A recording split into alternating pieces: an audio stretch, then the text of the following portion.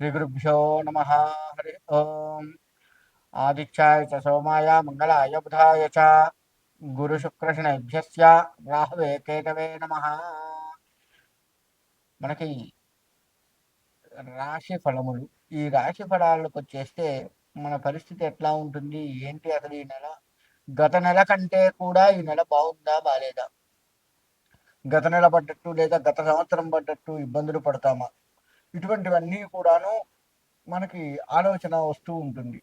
కాబట్టి మరి వీటికి ఏం చేయాలి, ఏ పరిహారం, ఏ రాశి వారు ఏ పరిహారం చేసుకోవచ్చు, అది కూడా అత్యంత తేలికగా పరిహారం చేసుకోవచ్చు. అంటే ఏదో పెద్ద పెద్ద హోమాలు పూజలు ఇలా కాకుండా అత్యంత తేలిగ్గా మనకు సామాన్యుడు కూడా చేసుకోగలిగేంత తక్కువ ఖర్చుతో ఉన్నటువంటి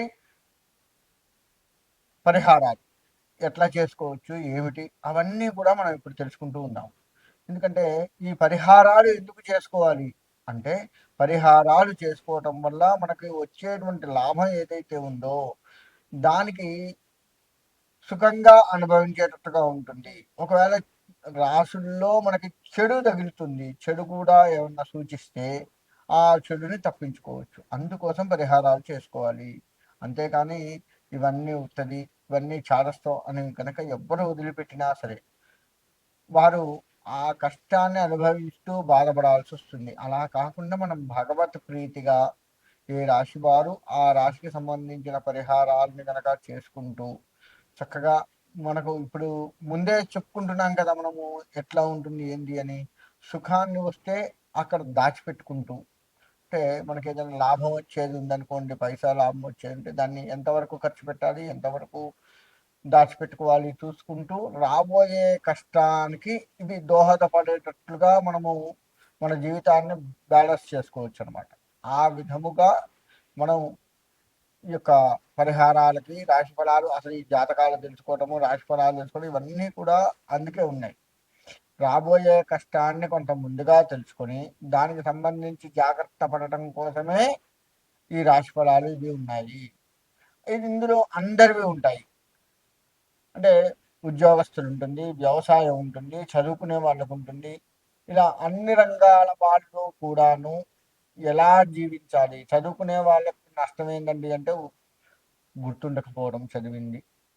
అంతేకాకుండా వాళ్ళు పరీక్ష సమయానికి వచ్చేసరికి భయపడటం చేయటం ఇట్లా చేస్తూ ఉంటారు. వ్యవసాయం వ్యవసాయం అనగానే అక్కడ ఎంత లాభం వస్తుంది, ఇప్పుడు పురుగులు అవి అన్న పట్టి చేసి ఉంటాయా, కోత మంచిగా కాపు వస్తుందా లేదా, ఇలా అన్ని రకాల వ్యవసాయ రంగం వాళ్ళకి ఉంటుంది. ఇంకా వ్యాపారం కూడా ఉంటుంది. వ్యాపారంలో ఈ నెల మొత్తం మనకు మంచిగా ఉందా లేదా, ఇలా వ్యాపార రంగం కూడాను మనం చూసుకోవచ్చు. ఇలా ప్రతి వారికి కూడాను అసలు ఎలా ఉంటుంది, ఈ మార్చి నెల మొత్తం కూడాను ఎలా ఉంటుంది, ఎలా ఉంటే మనము జాగ్రత్త పడవచ్చు, లేదు మంచి జరిగితే మనం దాన్ని ఎట్లా స్వాగతించుకొని అనుభవిస్తూ కష్టాన్ని తప్పించుకోవచ్చు. పరిహారాల ద్వారా మనం ఇంకా రాబోయే కష్టాన్ని కానీ, ఉన్న వచ్చే లాభాన్ని కానీ ఎలా ఎదుర్కోవచ్చు.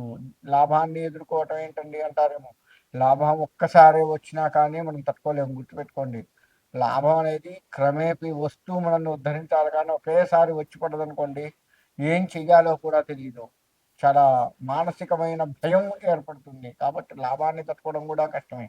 ఇక కష్టాన్ని తట్టుకోవడం ఎట్లాగ అందరికీ తెలిసిందే ఎంత కష్టం అనేది. వారి వారి పరిస్థితిని బట్టి, వారి వారి గ్రహచారాన్ని బట్టి వచ్చేటువంటి కష్టాలు ఉంటాయి. దాన్ని మనం తప్పించుకుంటూ భగవంతుడి మీద భారం వేస్తూ భగవంతుడికి చేయవలసినటువంటి కైంకర్యాలు మనం చేస్తూ ఆ కష్టాన్ని తప్పించుకోవచ్చు. ఆ విధంగా చేసుకోవటం వల్ల మన జీవితము, మనమే కాదు మన మీద ఆధారపడ్డ మన భార్య పిల్లలు వీళ్ళందరూ కూడాను సుఖంగా ఉండొచ్చు. కాబట్టి అవన్నీ ఇప్పుడు మనం తెలుసుకుంటూ ఉందాం. వృశ్చిక రాశి, ఈ రాశి వారికి దూకుడు స్వభావం గతంలో బాగా ఉండేది. గత నెల వరకు పోల్చుకుంటే ఆ దూకుడు స్వభావం ఈ నెలలో తగ్గుముఖం పడుతుంది. కొంత శాంతియుతంగా వ్యవహరిస్తూ ఉంటారు. మాట్లాడే విధానం కూడా గతంలో కంటే ఇప్పుడు మార్పులు, అంటే శాంతంగా మాట్లాడే సూచనలు కనపడుతూ ఉన్నాయి. ఇది ఈ విధంగానే మీరు ముందుకు వెళ్తూ ఉండండి. అక్కడ లాభాన్ని చేకూర్చుకుంటారు. కానీ మీకు పాత ఇంతకుముందు ఇట్లనే ఉండేవాడు అని అనుకునేటువంటి వారు కూడా ఇంకా మీకు లేకుండా పోరు ఉన్నారు. వాళ్ళ దగ్గర కూడా మీరు జాగ్రత్త వహించి గనక ఉన్నట్లయితే ఆ దూకుడు స్వభావం పోయింది అన్నది వాళ్ళ దగ్గర కూడా వచ్చి మీతో కలిసిమెలిసి ఉండేది కనపడుతుంది. అందరితో కలిసిమెలిసి వెళ్తూ ఉంటారు. ధనలాభం కనపడుతూ ఉంది మీకు. శత్రు జయం కూడా, శత్రువుల మీద ఉన్నటువంటి అప్పటి వరకు శత్రువులతో మీరు పడుతున్నటువంటి కష్టాలు కూడా జయాన్ని సూచిస్తూ ఉంటాయి. కాబట్టి శత్రువుల మీద జయం కలుగుతుంది. ఇది ఇలా వ్యవహరిస్తే, అది కూడా ఇలా శాంతంగా వ్యవహరిస్తే మాత్రమే శత్రు జయం. అది గుర్తుపెట్టుకోండి ఈ రాశి వారికి. ఇక ఈ రాశి వారిలో వ్యవసాయ రంగంలో వ్యవసాయం అనుకూలంగా ఉంటుంది. మీ చుట్టూ ఉన్నటువంటి వారు మీకు చక్కటి సలహాలు ఇచ్చి ఇంకా మీ వ్యవసాయాన్ని పెంపొందింపజేసే విధంగా మీకు ఆ వ్యవసాయ రంగంలో తోడ్పడుతూ ఉంటారు. ఇక విద్యార్థులు పరీక్షాకాలం కనుక ఉన్నట్లయితే పరీక్షలు బాగా రాస్తూ ఉంటారు, అందులో సందేహం లేదు. మీరు కష్టపడి చదవవలసి వస్తున్నప్పటికీ కూడాను సమయానికి మీకు ఆ ప్రశ్నలు గుర్తు రావడము, చకచక రాయడము జరుగుతూ ఉంటుంది. మీరు స్టేజ్ ఫియర్ ఏదైతే ఉందో, సభా పిరికి అంటారు దాన్ని వదిలిపెట్టండి. ఆ పిరికితనం పోయి ఏం కాదు, ఏదైతే అదైంది, మన స్టేజ్ మీద మాట్లాడాలి అన్న రీతిలో మనోధైర్యంతో ముందుకు వెళ్ళండి. అన్ని రంగాలుగా బాగుంటుంది. ఈ రాశి వారిని ముఖ్యంగా గురుడుని పూజించండి. గురువుల్ని కానీ గురుగ్రహాన్ని కానీ పూజిస్తే సకల దేవతా అనుగ్రహం ఈ రాశి వారికి కలుగుతుంది. చక్కగా అలా ఉండి సుఖంగా ఉండాలని కోరుకుంటున్నాను. మేషం నుంచి మీనం వరకు 12 రాశుల వారు ఎట్టి పరిస్థితుల్లో కూడా ఆదిత్య హృదయ పారాయణం చేసుకోండి. ఆదిత్య హృదయ పారాయణం దేనికయ్యా అంటే శత్రు జయము బాగా పనికొస్తుంది. ఆరోగ్య విషయాలు అందరికీ అనుకూలంగా లేవు. సరే, అనుకూలంగా ఉన్న వాళ్ళు కూడా సూర్యారాధన చేయండి. ప్రతి ఆదివారము కూడాను బెల్లంతో కూడుకున్న పాయసం చేస్తాము.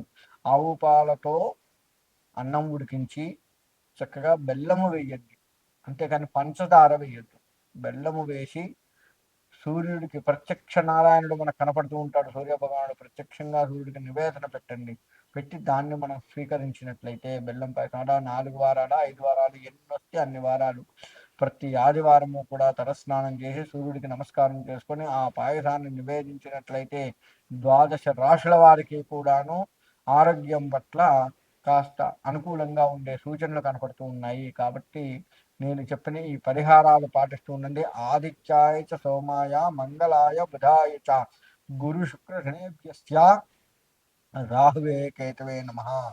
ఇది చదువుకుంటూ ప్రతిరోజు కూడాను ఆ నవగ్రహాలకి ప్రదక్షిణ నమస్కారాలు చేయండి. నవగ్రహాలకి చాలా మందికి వచ్చేటువంటి సందేహం ఏంటంటే, చేసే పని కూడా ఏంటంటే, నవగ్రహాలకి ఒక 3 చుట్లో ఏమో తిరిగి ఊరుకుంటారు. అలా కాకుండా 27 సార్లు నవగ్రహాలకు ప్రదక్షిణ చేయండి.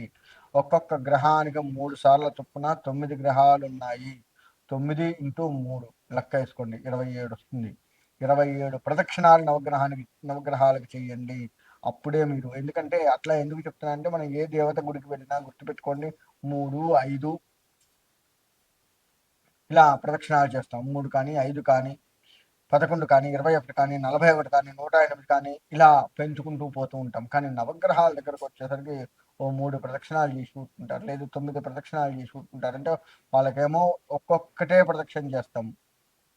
కనీసంగా 3 చేయండి, ఒక్కొక్క గ్రహానికి 3 వచ్చేటట్లుగా చేయండి.